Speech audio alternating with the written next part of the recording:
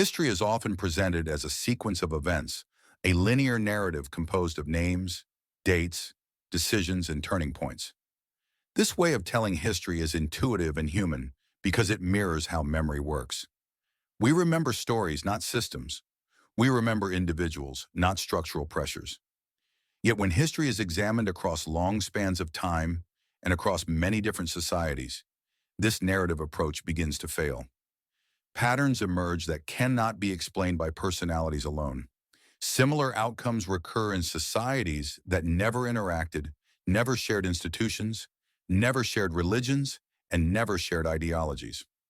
This observation is the starting point of cliodynamics, an approach developed to study history using the tools of complexity science, statistics, and nonlinear dynamics. Rather than asking why a specific leader acted in a specific way, cliodynamics asks why entire societies enter periods of stability or instability at roughly predictable intervals. It treats human societies as complex systems composed of interacting individuals whose collective behavior produces large-scale historical patterns. From this perspective, history does not behave like a story. It behaves like a system. Complex systems have properties that are not reducible to the intentions of their individual components. Weather systems do not require a planner to generate storms. Tectonic systems do not require intention to generate earthquakes. Financial systems do not require malice to generate crashes. In each case, gradual changes in underlying variables accumulate until a critical threshold is crossed, at which point the system undergoes a rapid and often destructive transformation. Human societies operate in the same way. For long periods, social systems appear stable. Institutions function, markets operate, governments collect taxes, and everyday life continues with little visible disruption. During these periods, it is easy to believe that stability is permanent and that collapse is either impossible or the result of extraordinary incompetence. This belief is consistently wrong. Cliodynamic research identifies several recurring structural pressures that drive long-term historical change. These pressures are not ideological, not moral, and not dependent on culture. They arise from basic features of human biology, social organization, and economic constraint. The first of these pressures is population dynamics. When population grows faster than the productive capacity of an economy, living standards begin to decline. Land becomes scarcer, housing more expensive, food prices rise, and wages stagnate or fall. At first, these changes are small enough to be absorbed. Over time, however, they compound. Societies with high population pressure become fragile. They have less tolerance for shocks such as droughts, economic downturns, epidemics, or military defeat. What might be a manageable crisis in a low-pressure system becomes destabilizing in a high-pressure one. This pattern is visible throughout recorded history. In the later centuries of the Roman Empire, population growth combined with land concentration reduced the resilience of rural communities. In pre-revolutionary France, demographic growth outpaced agricultural productivity, pushing wages down and food prices up. In imperial China, repeated dynastic collapses were preceded by long periods of population pressure that strained state capacity and social cohesion. Population pressure alone, however, does not produce collapse.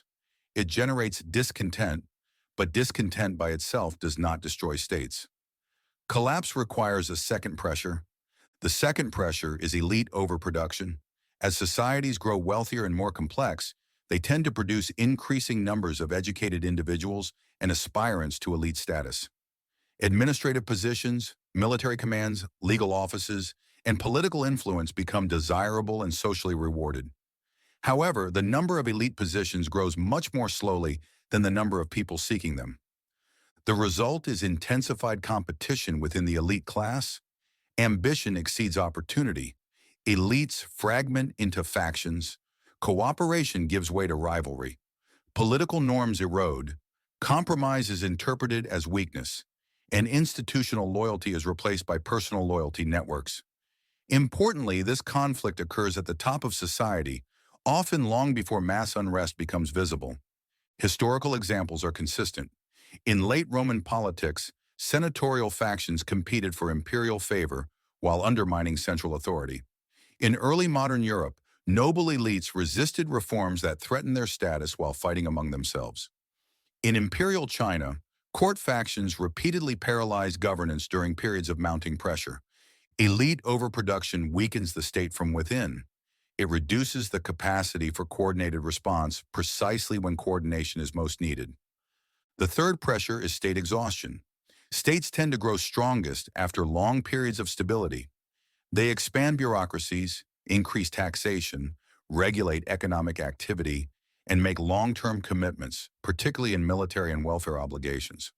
Over time, these commitments accumulate faster than the state's ability to sustain them.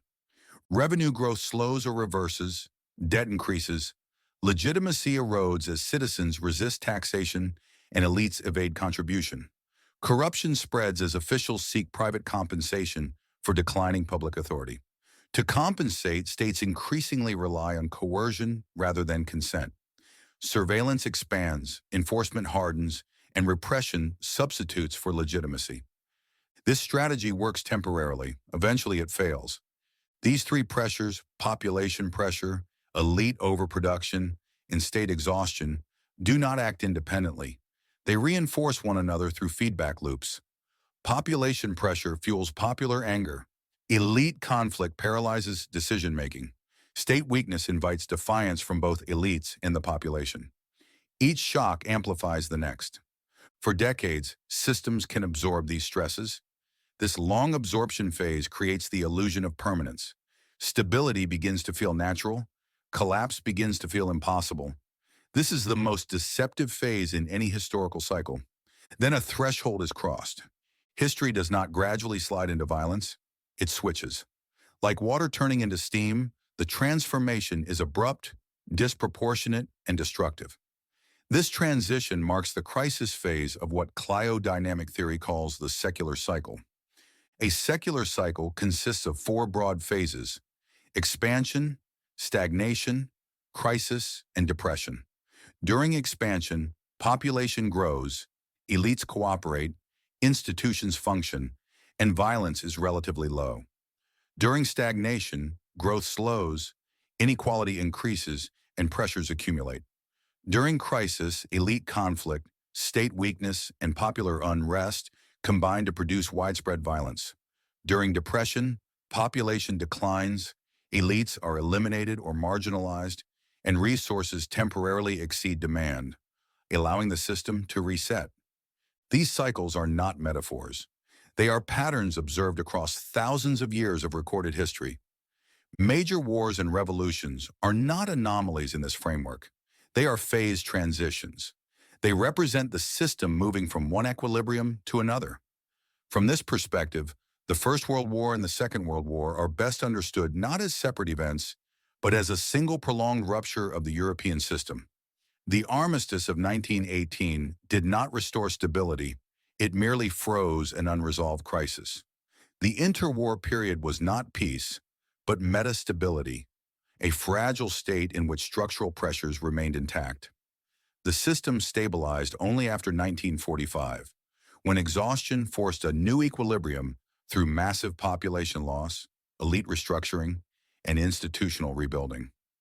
Ideologies play an important role in history, but not in the way they are usually understood. Ideologies do not cause structural crises. They shape how those crises are interpreted and justified. Nationalism, communism, and fascism did not create the pressures of the 20th century. They provided narratives that mobilized populations once those pressures demanded release. Cliodynamics does not deny individual agency, but it places limits on it. Individuals make choices, but systems determine which choices remain viable. Leaders cannot choose peace when elite factions demand conflict. Governments cannot implement reform when legitimacy has already collapsed. This is why well-intentioned reforms so often fail during late-stage crises. Cliodynamics does not predict specific events or dates, it predicts conditions. When population pressure rises, elite cohesion collapses, and state capacity declines, instability follows. This pattern has repeated too often to be dismissed as coincidence. This perspective is unsettling because it removes moral comfort. It denies the idea that history naturally progresses towards stability or enlightenment. It suggests that collapse is not an aberration, but a recurrent feature of complex human societies.